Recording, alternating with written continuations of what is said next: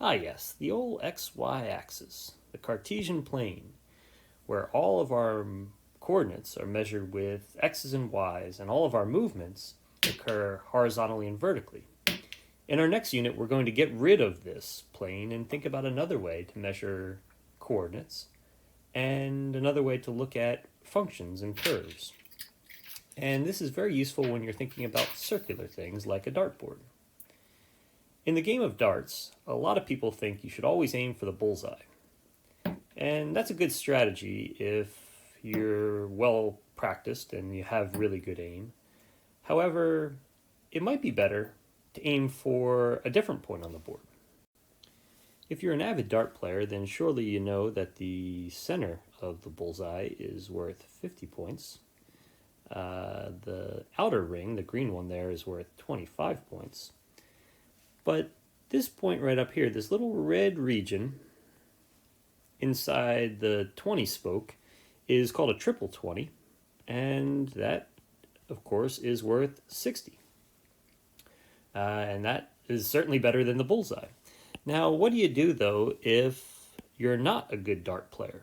And you probably can't hit the bullseye, and you probably can't hit the triple 20.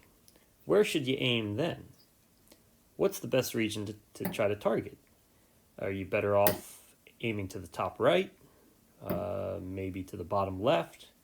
Where is like the safest region for a dart player who doesn't have perfect aim?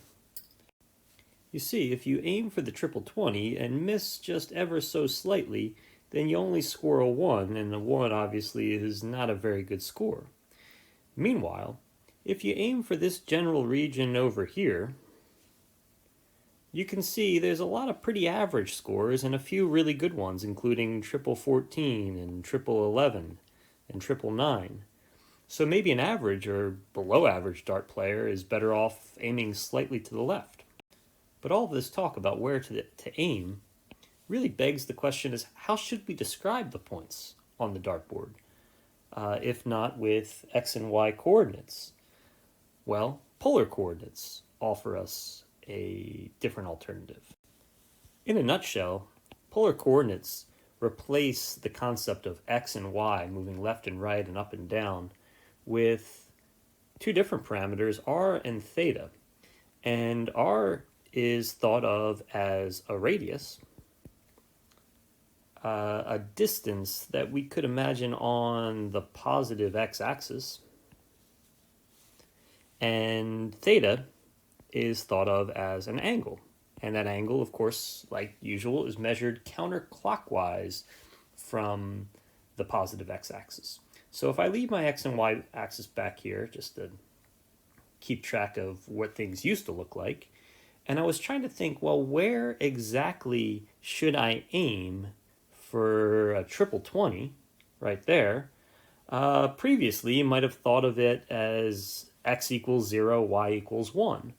But now, we could think of it as a radius of 1, because it's on that first circle there, and an angle of 90 degrees.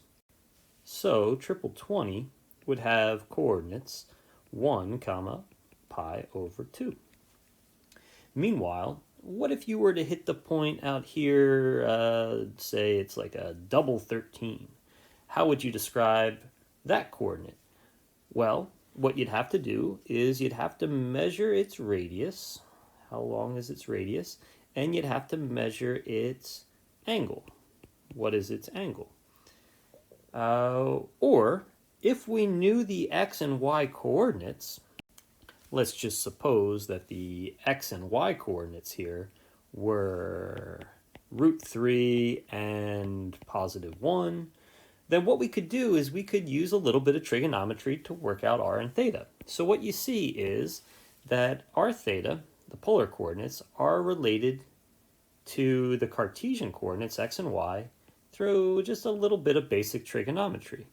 If I know that the x is root 3 and I know that the y is 1, then clearly the Pythagorean theorem is going to tell me that r squared is equal to x squared plus y squared, and thus r squared is equal to 3 plus 1, so my r is 2. It's a radius of 2. Meanwhile, my angle I can find with arctangent.